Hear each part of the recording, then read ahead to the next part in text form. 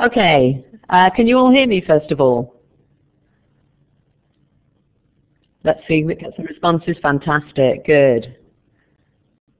Great, okay, lots of yeses then. Can you see me as well? Lucky you. Okay, this is very strange for me because I'm not used to doing a seminar without audience sitting in front of me, so it's great. Keep those messages coming so I realize you're still there. Otherwise I might just kind of go to sleep or something. Okay, so you can see the title of the session we've got today, Beginners in English, Experts in Life. Now, a couple of moments ago, Caroline was explaining to you how you can vote using the A, B, C buttons, yeah, which is in the participants window. And in fact, we're going to start off just exactly at that spot on the screen, and I'm going to ask you a question. Okay, I'm going to ask you at what level students can do all four of the following things. Okay, so which level? Elementary, that's A, B, intermediate, C, advanced. Can students do all four of the things listed below? Would you like to vote now using the A, B, C button in the participants window? If you click on A, you'll see your options, and you can start putting your answers in.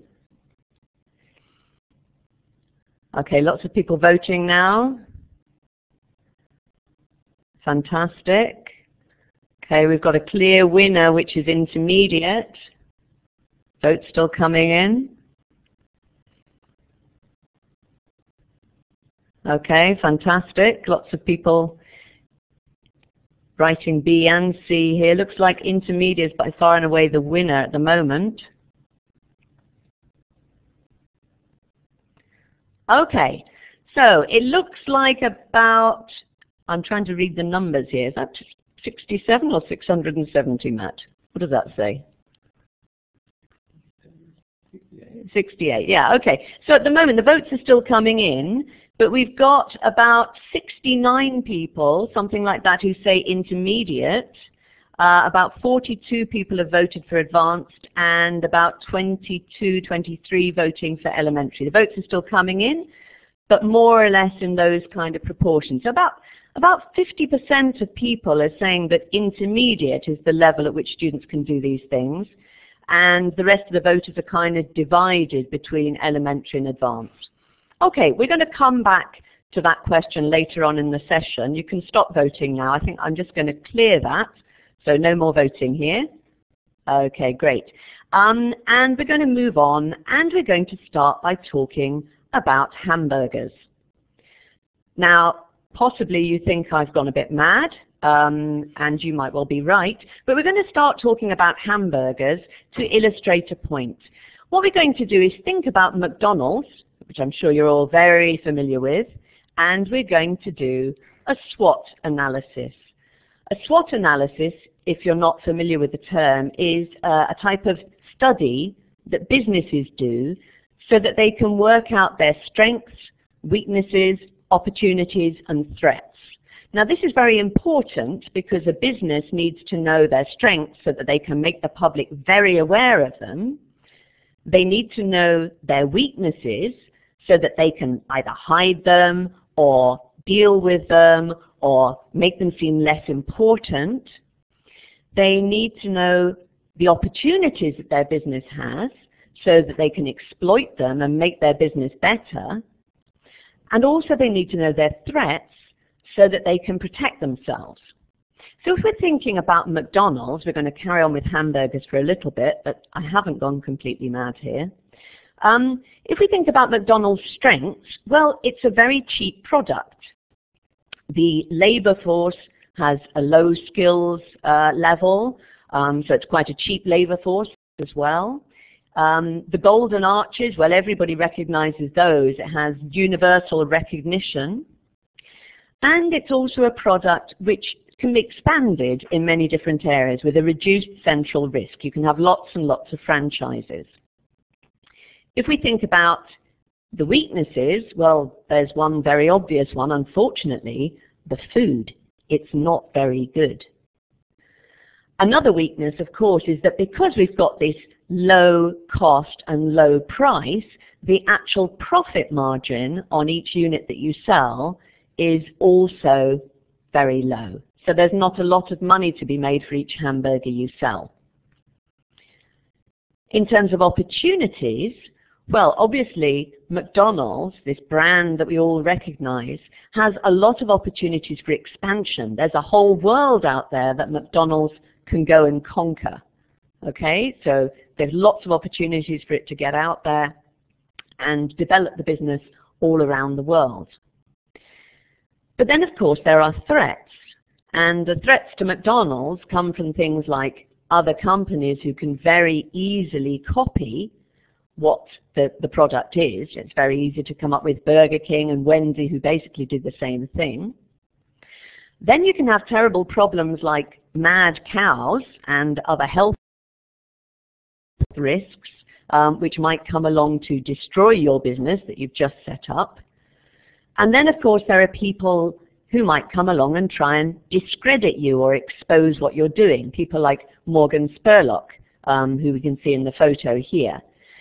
So this is thinking about hamburgers: strengths, weaknesses, opportunities, and threats. So we've talked about burgers, McDonald's, I'm loving it, but we're all teachers, and what we're really interested in is teaching. So let's move from the big golden M to the big golden B, beginners. I'm teaching them. What I would like you to do is to think about some of the strengths, weaknesses, opportunities, and threats involved in teaching beginners. When I say beginners, I'm meaning beginners and elementary students. So what I'd like you to do in the chat box is just write in any things you can think about which make beginners a fantastic level to teach, strength, or makes it a very difficult level to teach. And what I'd like you to do is to write your ideas with S if it's a strength, W if you see it as a weakness, O if it's an opportunity at the start of your thing. So you might write S, enthusiasm. Yeah, brilliant. Someone's just done that. Anna, thank you very much. S, eagerness. Okay, so write the initial letter. We've got lots of ideas coming in here. Fantastic. Enthusiasm. Okay, lots of strengths coming in now. What about some of the weaknesses? Okay, we've got lots of strengths: interested, motivation, openness. We can see lots of enthusiastic, low-level teachers here. But what about some of the W's, some of the weaknesses? Any ideas there? Okay, yeah, attention, difficult to communicate. Okay, I can feel people typing out there. Any opportunities you can think of when it comes to teaching low-level students?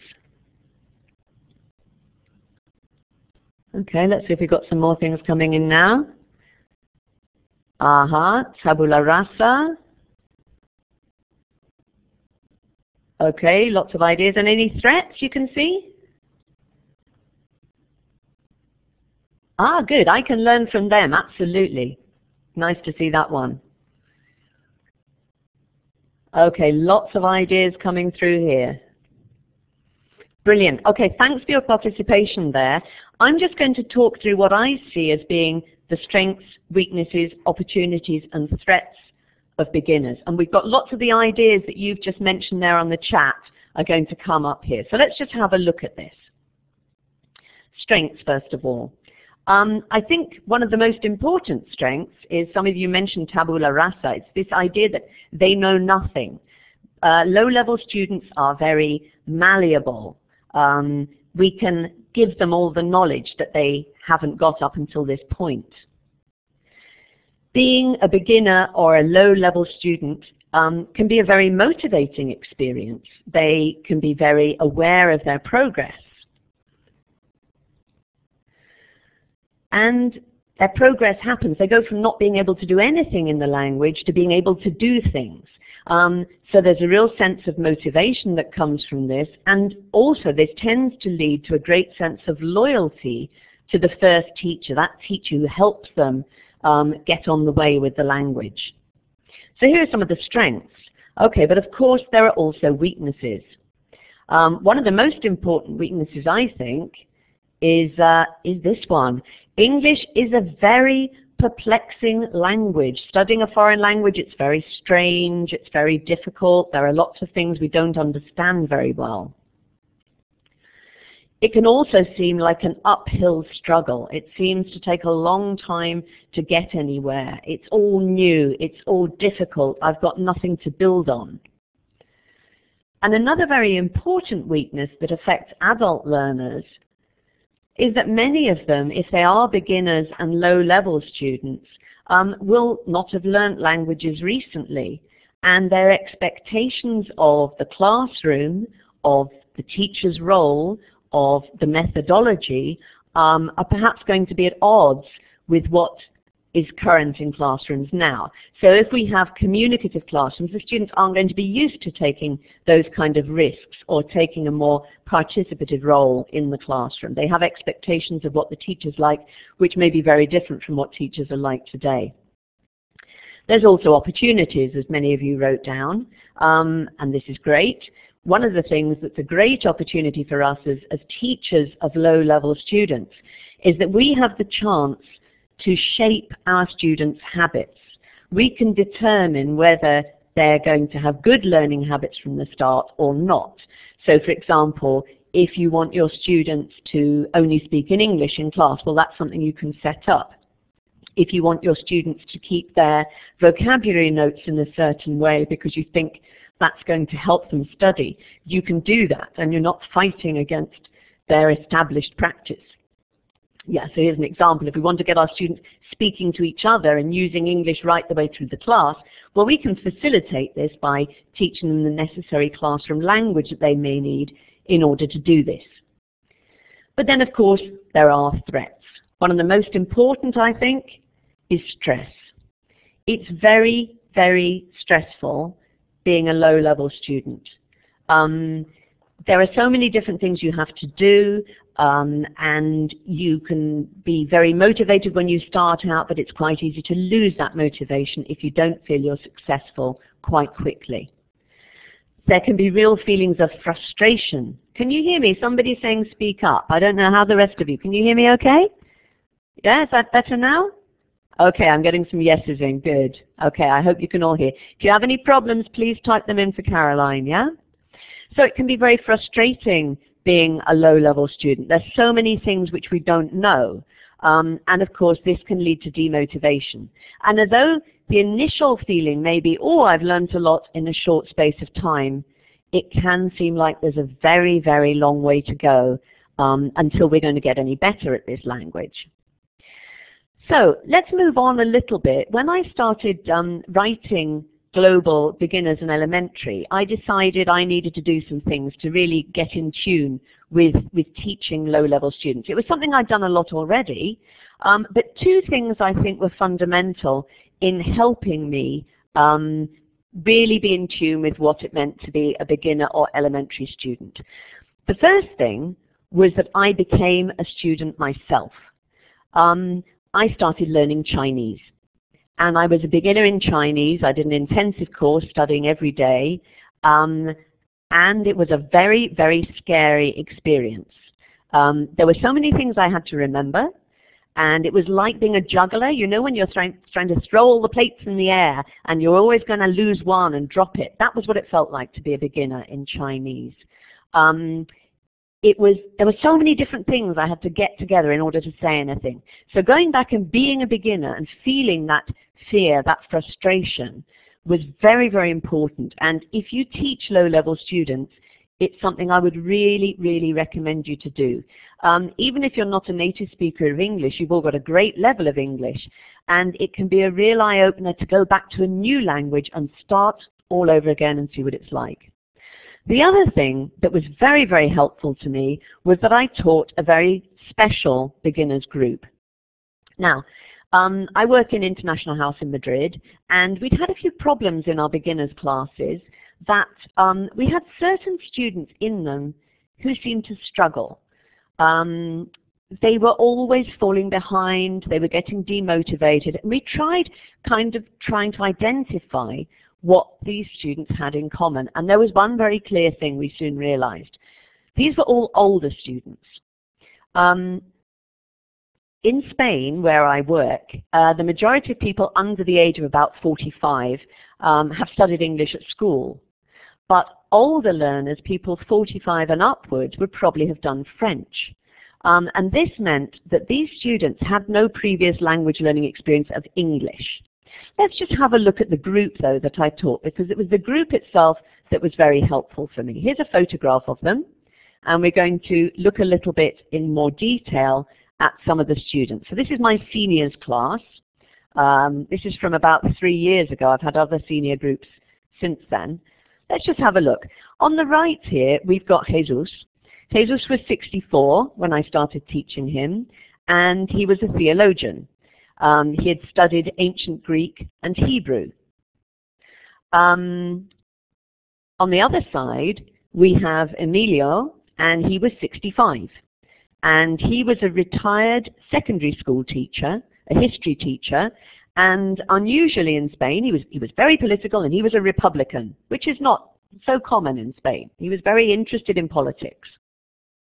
Moving on, this is Teresa, and when I taught her, she was 67, and she was a retired civil servant, but she was also studying a university course. Then we have two other ladies here. On the right, we have Carmen. Carmen was 68, and her brother was living in the United States, and she often went to visit him. And on the left, we've got Maria Luisa, and she was the oldest student. She was 70. Okay, fantastic. This woman, she did yoga. She traveled all over Asia. She recently, when I taught her, she had recently visited Indonesia and Burma. Fascinating woman, 70, and she decided to start learning English. And then there's one more student. Let's just go back a minute here. The guy in the kind of green shirt in the middle, he was Antonio. He was the youngest in the class. He was 57, and he was a university maths professor. Now, I've told you a bit about these students because I think it's very, very important to see the kind of people that we had in this beginners class and that we have in many of our beginners classes. Now, at the start of the year, these students had an incredibly low level of English. Some of them didn't know beyond the number 3. 1, 2, 3, nothing. That was it. They had no English. This was unusual in Spain. You get quite used to having most people having some knowledge, but these people didn't have any, and there are students like this all over the world. They had no recent experience of learning any languages. Previously, they'd learned French. The methodology had been very traditional. The teacher had had a very different role from the type of role that I had. They had no experience of a communicative approach in which they required to speak and perhaps make fools of themselves. So everything was very strange and new for them. They were definitely beginners in English. And yet, as I've told you, in this group we had a university maths professor, we had a retired teacher, we had a theologian who spoke ancient Greek and Hebrew, we had a woman who was studying a university course, we had a woman who traveled all over the place. And this, I think, takes us back to the title of this session. So many of our low-level students are beginners in English, but experts in life. And I think it's very important to bear in mind these two sides of the equation, and that's really what we're going to be looking at here. How our students are beginners in English, but experts in life, and what we can do to bring that into our classroom. So, the first thing we're going to look at, we're going to start with the beginners in English side. So we're thinking here very much about the type of linguistic support that students need. And I've called this section Scaffolding for Success. I think it's very important for low-level students to feel motivated and be successful at the tasks they do. Get them doing things in English and doing it successfully. And in order to do this, I think one of the most important things is to start at the end. If we want students to do a task, for example, this is a typical beginner or elementary level task, then I think what we as teachers have to do is have this as our starting point when we plan, and really in a way plan backwards from this. If you want your students to do this successfully, look at all the other things they need in order to do so. For example, it's probably going to be helpful when they're describing their house or flat to their partner that they have a plan in front of them. They can write the names of the rooms, they have something to point at, and they've got a kind of reference that they can use in order to support them while they're speaking. It may well be useful to give our students some useful phrases, the typical things that we would say if we were doing this ourselves. So keep in mind the final task there is in red. Before the students draw their own plan, it's probably going to be helpful for them to listen to someone else describing their flat. This will serve as a model for them and an idea of how they can organize their own description. Perhaps when they're listening, they can take a note of the vocabulary that they hear in the conversation, and this will then help them when they come to draw their own plan. Perhaps before they listen, we can check they know the vocabulary for rooms and furniture by getting them to match words and pictures. And probably in the lesson before this, they're also going to need to have had some language input. We probably wouldn't manage to do that all in the same class. So expressions like there is, there are. So as you can see, the actual outcome, the task, is right down at the bottom of my lesson. And all these other stages that I've included in it are there in order to make the students do that task successfully, because this is going to help them become motivated. Now we're just going to go back to my classroom. You saw my students a few minutes ago. This is the board that they were looking at. And this is precisely what I've just been talking about. They were going to do a presentation about a trip. And so we built it all up with some photographs of my trip, and some vocabulary had come out of that. And then we did a little bit of work on past tense questions. Now we hadn't actually done the past tense here, we'd just done the present tense questions. And I just kind of slipped in did as a past auxiliary verb. And they had my example as a model, and then they had some preparation time, and they went and did their own presentation. So their work was very carefully supported so that when they came to do the speaking, they were able to be successful.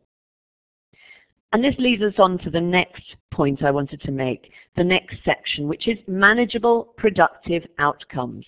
We need to get students, even low-level students, doing things with language, not just studying it, but doing things with it, having something to show for their efforts, even at a basic linguistic level. Now, I'm going to show you a story, and I'm going to show it line by line. And when you think you know what the story is, it's a famous story, I want you to write the name in the chat box. Okay, here's the first line.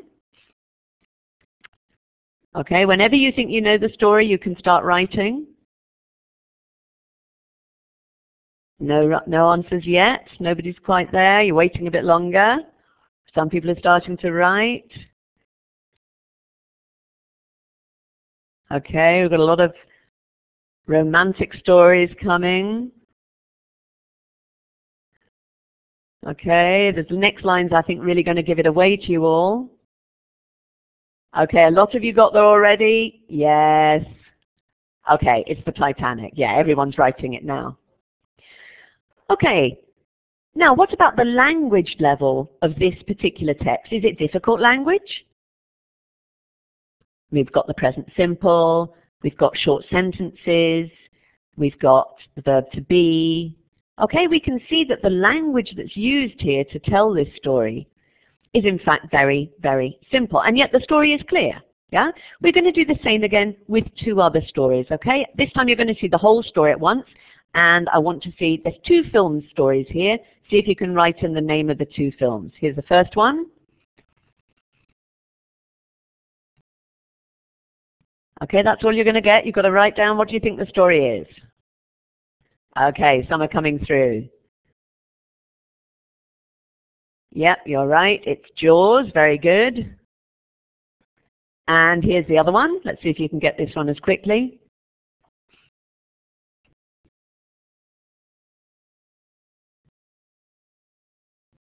Okay, write in when you think you know the title of this film. Yes, good. Quite a lot of people coming in there. Yes, it's alien. Okay, now we can see that these two stories, the language level is very simple. It's very accessible for low-level students. But we can identify the film. And what these texts are pitches. Here's a definition. So a pitch is a short description to sell an idea. Film producers look at thousands of pitches. The idea is that this goes back to the 1970s or so in Hollywood, perhaps the 1960s as well.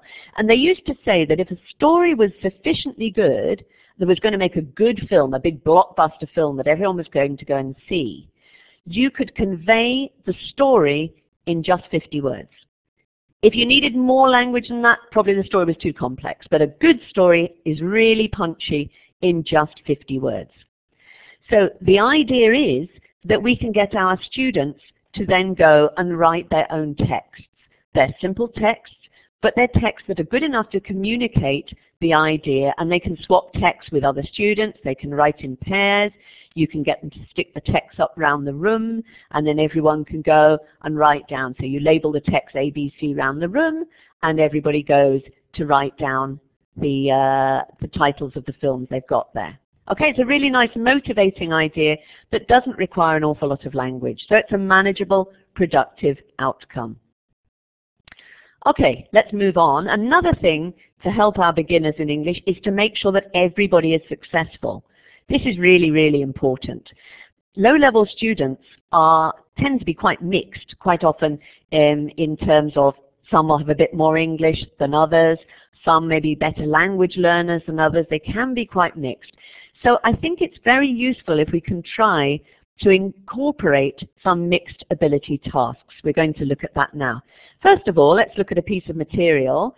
Just quickly write in, what language do you think we're practicing here? This comes from the first unit of an elementary book. What's the language point here that students are practicing? Yes, great, they're coming in now. Numbers and the alphabet. And this is a really nice way to do numbers in the alphabet. Rather than just doing numbers at random, we've made it real. We've contextualized it into international number plates. And they're kind of interesting because they all look different. Exactly, somebody's just written nationalities. Indeed, one of the tasks that the students have to do is to match the number plates to a list of different countries. So it's also working on countries and nationalities as well. But moving on through the sequence of activities that the students would do, the next thing that they do is a little dialogue. In fact, they listen to two dialogues, each of which contains a car license plate. And they have to identify which one from the list is referred to. But as you can see in the task here, what the students are practicing is ... What are they practicing here? Okay, it could be contracted forms, yeah, but more specifically the verb to be. Exactly, there's some people coming in with it there. They're practicing the verb to be because we said, you know, this is unit 1 of an elementary book. So the students do the discrimination activity. They decide which is the correct form. So then I've just summarized everything here. On the left we can see the number plates. On the right we've now got the completed dialogue with the verb to be. But the interesting part is the bit in blue down at the bottom there. Okay, because here we have 3 different tasks. In the first one, the students work in pairs, and one person says a number plate, and the other one has to point to the plate. It's very simple. In the second one, the students have to read the conversation, and then they cover their book or turn away and try to remember it, try to reconstruct the conversation. In the third one, the students have to change some of the essential details. So they could change the name, they could change the type of car, the number plate, and so on. So we can see we've got 3 tasks here, and the challenge increases. Ara, thank you very much. You just said that exact same thing. So the challenge is increasing through the tasks. Now you can use these in different ways.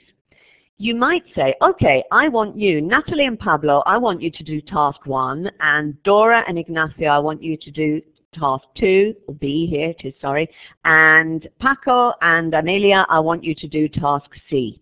So you can actually assign different tasks to different students. Another option is to get the students themselves to choose. Say, okay, these tasks get more difficult, choose which one you want to do. Another option is to do one of the tasks today and then maybe come back and do another task again in a subsequent lesson. But in any case, we've got this variety of tasks which we can use to cater to those mixed ability students in our groups. Okay, and that's very important. Now, I mentioned they're coming back to doing the task later on, possibly in a subsequent class. That's what we're going to move on to now, the idea of practice. This is so important for low-level students. Practice, practice, practice. I've never heard a student saying we practice too much, but I've seen lots of students who've suffered through not practicing enough. Beginners need to have loads of practice in order to recycle things. My older students forgot everything, so we'd study one thing on Monday, by Wednesday they'd forgotten it. We had to start all over again. 150 ways to practice the verb to be. That was interesting, I can tell you. But also it's very important to boost their confidence. So I do a lot of things revisiting texts. Here's an example. Here's a text you've seen before. Tell me the missing words in red. Okay, you've got two words which are missing in red. Can you just write in what those words should be? Should be a story that's familiar to you. Ah, good. Ari, you're there. Okay, go, go, go, go, go, go, go, go, go. We're getting to the first one. What about the second word in red? What's the other missing word? We've got a few the, but I don't think the is right. Ah, her, yes. Okay, so the original text was, a rich girl meets a poor boy, and in the third line, she then decides to leave her rich boyfriend. Okay, now with you, I've just asked you to fill a couple of those gaps, but with the students, I would ask them to fill all the gaps. Now, in your case, you did this activity probably only 5 minutes ago, so the text is very, very familiar to you. With my students, I would come back to this text maybe a week or 2 weeks later. At that point then, it's not a memory activity. It's an activity which encourages the students to draw on all their linguistic resources. Now, to do this, the students need to know, for example, articles, because the first line starts, a rich girl, okay? But later on, we get the girl, or a boy, the boy. We can see the transition from indefinite to definite article. That's an important thing for students to learn. Yeah, we can get an idea of syntax, that we have the subject before the verb. We can get, we've got some prepositions here, we've got some simple linkers. So this is bringing together lots of different areas of language that students at this level have studied. But importantly, when they see this text, they don't think, ah, I don't understand anything, I'm a beginner, this is too difficult. No, they think, ah, Titanic, I know this, I've done this before. The students instantly feel confident, so we can put aside that fear and that anxiety in order to free them up to focus on language. And I think that's really important. Yeah, and if we look ahead, another week or two later, we give them this version. It's the same text again, but this time they've got to draw on even more of their linguistic resources in order to put the text together. Okay? It's a simple text. Remember, it was only 50 words, but you can get so much activity out of it. It's fantastic. And you get away from the fear that a new text gives. So I do this a lot with low-level students. I go back to text and I go back to text. They never say it's boring. Oh, okay, we've seen the Titanic before. No. They smile. They say, ah, Titanic, I'm okay here. So that's really nice. Go back to text, take your coursebook listenings, your readings, your control practice exercises, and do other things with them. It's really motivating for students. Okay, so up until now we've looked at one side of the equation, the beginners in English. What we're going to do now is move on to experts in life. Remember, our students are intelligent, articulate adults. So we support them with language, but we also get them thinking. Now we're going to do a little poll here. So again, we're going to go back to the participant box, and just under my name you'll see the A, B, C. We're going to do some voting now. So I'm going to show you some photographs of some people, and I would like you to indicate how interested you are. A, very interested, B, indifferent, and C, not at all interested. Can you vote now? Okay, people are voting. While you vote, I'm going to have a little drink of water. That's better. Okay, voting's going on. Just put the microphone back. Okay, the votes are coming in. Now, this is very interesting here because what I'm seeing, we've got a few people. So we've got about just over 100 people have voted now. About 13 people have said they are not at all interested. They're quite clear they're not at all interested in these people. 46 people have said they're very interested. But 53 people have said they are indifferent. Now, something I think that's a bit of a problem is that in a lot of course books, our students are forced to have a diet of celebrities. We get these kind of people, we get articles that look as though they've come from kind of women's magazines, and I think not all of our students are interested in that stuff. Some people are, and that's fine, but I think there's a bit of a danger that we could alienate our students. Yeah, Lady Gaga is eating her nails, you're right, horrible. I think this kind of gives a message that in order to study English, you have to be into this kind of celebrity culture. Well, that's just not true. Why do the two things go together? Now, you can imagine my senior students, they look at these three people, they don't recognize any of them. They haven't a clue, and if they do know, they're not particularly interested in Lady Gaga or Cristiano Ronaldo. So we have a lot of made-up people in course books, and I don't quite understand that, because there's lots of interesting people out there without having all these celebrities on the one hand or invented people on the other. Here are some real people. Now look at that photo, isn't that fantastic? Okay, it's a real family here, and these are real people. These are not celebrities, I don't know their names. Like your family, says Ashley. Okay, good. And here's another family. Now look at that, isn't that a great contrast? These are real people. Now, what language point do you think we're looking at here? Just type in if you can see what language. We've got healthy food, health, food. Okay, yeah, exactly. So there's a clear theme going on. But these are real people, and more importantly, there's an interview that comes up, which is again with another real person. These photographs come from a book, and it's a very, very interesting book. Here's some information about it. Just have a quick read here. Gives you an idea. So the photographs come from a book which is all about photographs of different families around the world and what they eat in a typical week. It's a fascinating book. The photographs are brilliant, but also the contrast in the type of food that people eat in different parts of the world is just amazing. But this is real, intelligent interest about real people. We don't need celebrities in order to learn English. Okay, we can do interesting things that appeal to adults. Okay, but of course there has to be a language point here. There's some grammar going on as well. What do you think the grammar is that we're dealing with here? Any ideas about the grammar? Just type in if you think you know. Countable and uncountable nouns, some people are saying, yeah, could be present simple. Thinking about the photographs in particular, in fact what the language is, here we have it, quantifiers. Okay, so we've got sentences like the Guatemalan family eats a lot of fruit. They don't eat much processed food. So here we've got grammar practice, which of course our low-level students need, but in an interesting context. Okay, and again, if you look on the right-hand side in the writing, we've got mixed ability tasks. So different students can be assigned different tasks depending on their ability. So real people.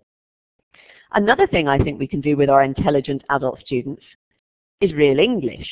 Just because they're beginners doesn't mean they can't understand real English. I'm going to show you two quotations now, and you'll see some gaps in the quotations. Now, all the gaps can be filled with the same word, just one word. Okay, so what I want you to do is to read them and type in that one missing word which will fit all the gaps. Here you go.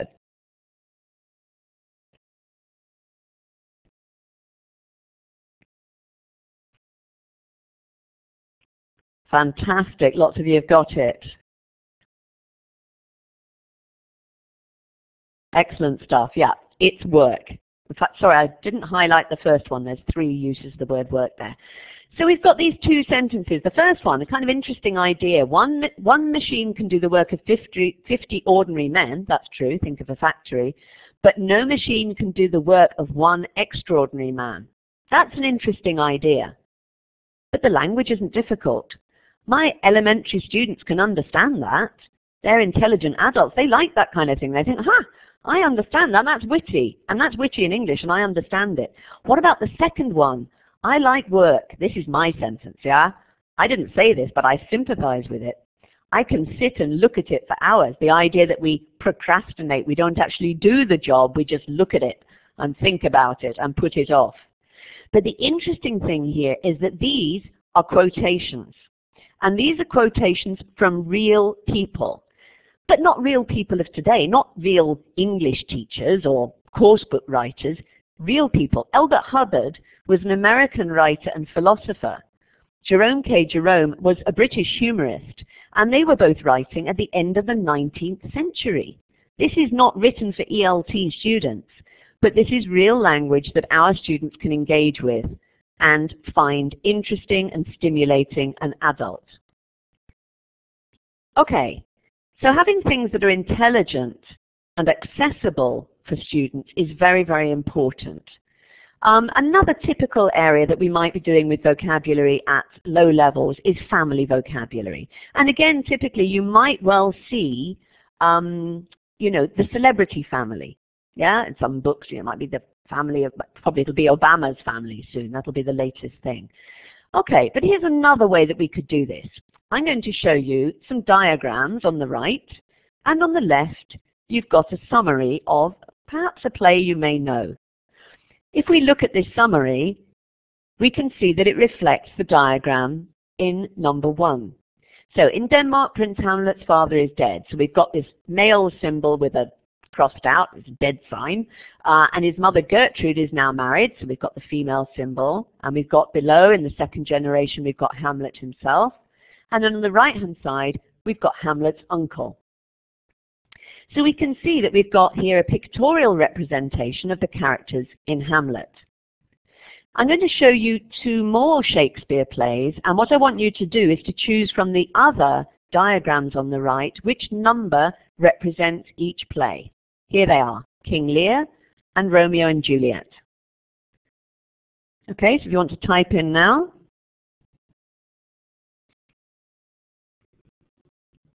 Okay, good. Lots of you have got that King Lear is number 4. Yeah, we've got the male symbol and then the 3 daughters. What about Romeo and Juliet? Which symbol is that? Which diagram is that? Romeo and Juliet. We've got these 2 families. Romeo is the son of Lord and Lady Montagu. So we've got husband and wife and a son. And on the other side, we've got a husband and wife and a daughter. Okay, so Romeo and Juliet, yeah, it's number 3, exactly. So we can see that our students can deal with these texts, Shakespeare, but they can deal with it because we give them a non-linguistic response. Now you might still say, well, there's quite a lot of difficult vocabulary here for low-level students. And when I did this with my students, I gave them a bit of help. So before they read the text, they did this. This is in Spanish because my students are in Madrid. They did a little matching exercise with the more difficult vocabulary. Okay, and then when they knew the vocabulary, we went back and they did this. Okay, but I think the important thing here is that our students can deal with sophisticated adult texts provided we give them the right support and give them non-linguistic response tasks. Another way that we can make texts easier for low-level students is by breaking them up. Here's an example where we've got the text into 3 or 4 different boxes on the page. Now this is much easier for students. They feel far less frightened when they see this than they would if they saw one long stream of text.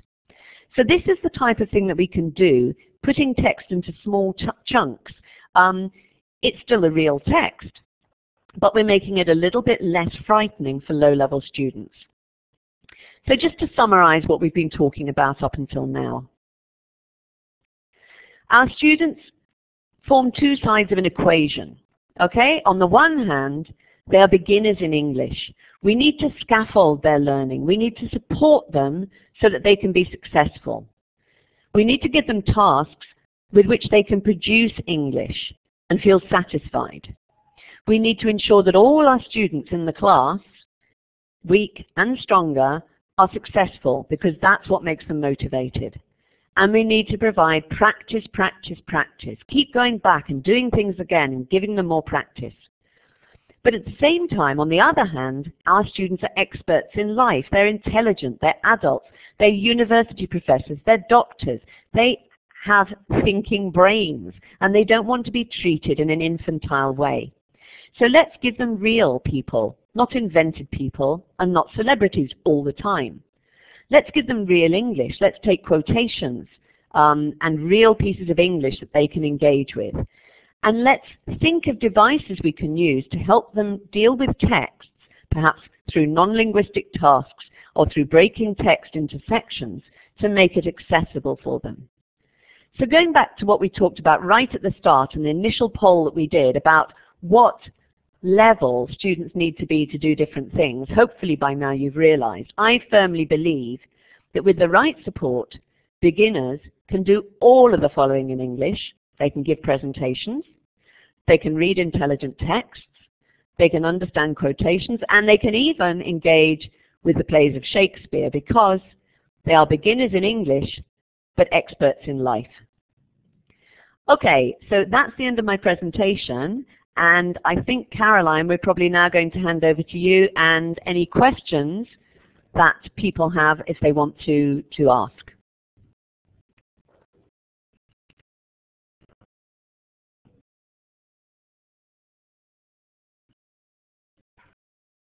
Thank you very much. Lovely comments coming in. And thank you for being there. It's been very exciting doing my first webinar and with so many people from all over the place. Brilliant. Thanks. Any questions?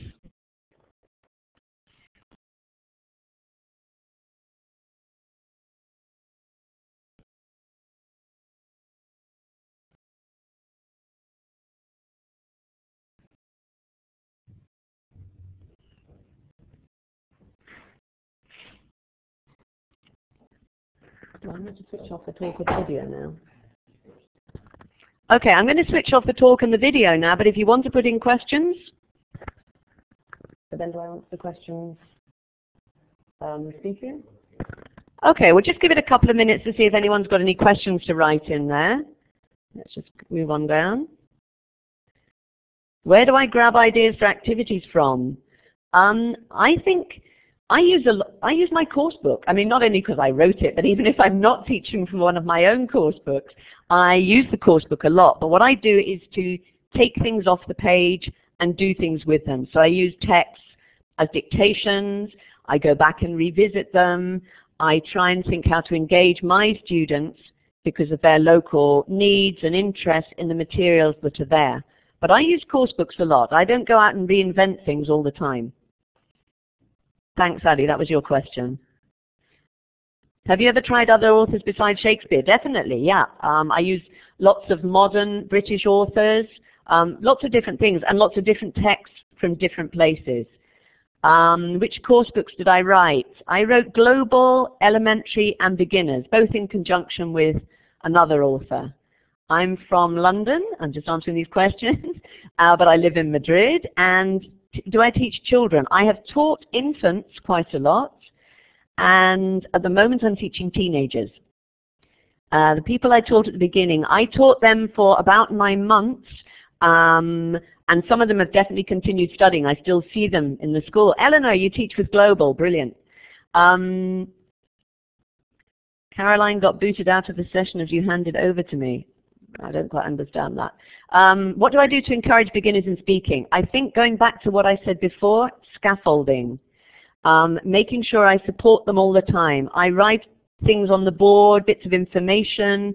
I just think they need to be supported an awful lot. What part of the oh, there's a big question here. Stakeholders, this.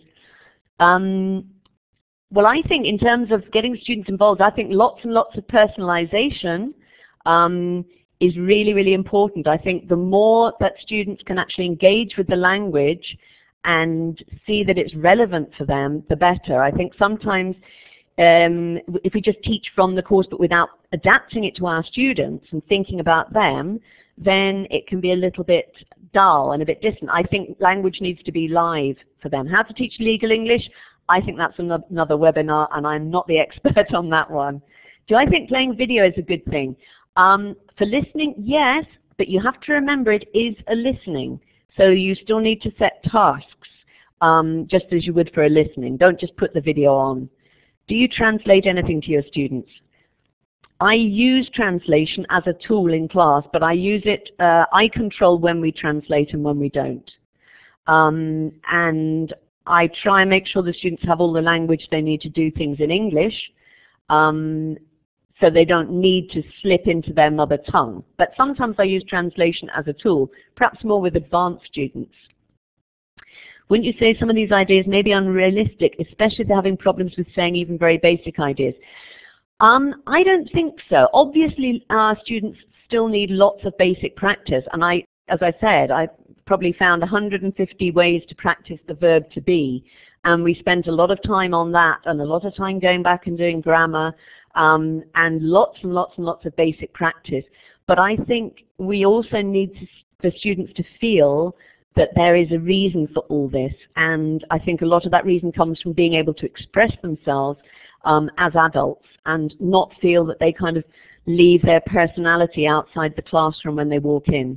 So I think if we can encourage them and support them to be able to express themselves. One day, for example, with my beginner students, we talked about voluntary work. My students were all retired, as you saw. Most of them were retired. But a lot of them did voluntary work.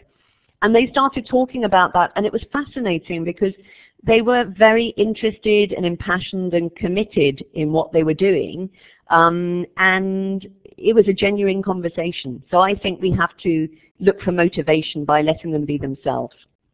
How to motivate elementary students to do homework when they seem to be so busy? Be firm. I always expect my students to do homework, and I think I give out that expectation, but what I do is also to give optional homework.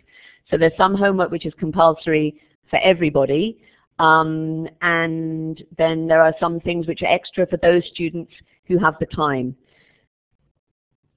One more minute? One more question, okay. How about the students' tendency to switch to their L1? I think they tend to do that when they don't know the language they need. Listen to your students. You may well find that when they're checking homework together, they go into their L1 because you haven't told them how to do it. So I teach them expressions like, what have you got for number 1? I think it's blah. And I write them up on the board every class, and before we check homework, we go over those expressions, and then they have no excuse. And I think, by the look of it, that's us out of time. Yep, I'm afraid so. Hi, Kate. Thanks very much for that.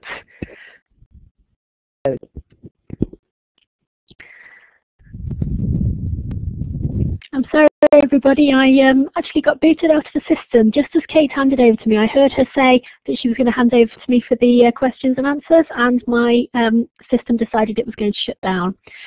So apologies for that. That was very ill-timed.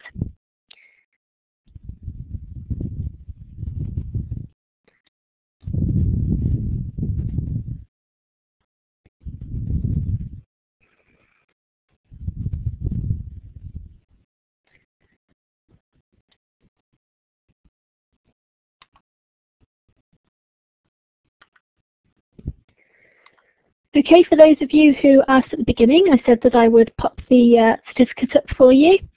The link is there. It's lovely that you've all really enjoyed. I can see how much you've enjoyed that, because usually I'm now inundated with questions for certificates, and instead you're all actually thanking Kate and saying how useful it was and how instructive it was. So that's brilliant. Andrea, no, I know you can't see the link. Unfortunately, everybody is putting in their thanks, which is lovely, which means that I can't actually send it through to you at the moment. Yeah, the recording is in process, Kevin, we know. We will make the recording available afterwards. We'll send you all a follow-up email, which will have the link for the recording, it will have the link for the certificate, and that way you can download everything at once, but it won't be until we've had a chance to actually process the recording and upload it to the website. So it won't be immediate. Don't feel the need to email tomorrow to say where is it. It'll probably be next week sometime, early next week. Sometime early next week you'll be getting that. I'm going to stop the recording in just a moment. First of all, I should be able to, I know lots of you are asking about a certificate link. I think I should be able to send many of you. You may find now that you get your certificate link opening in another window.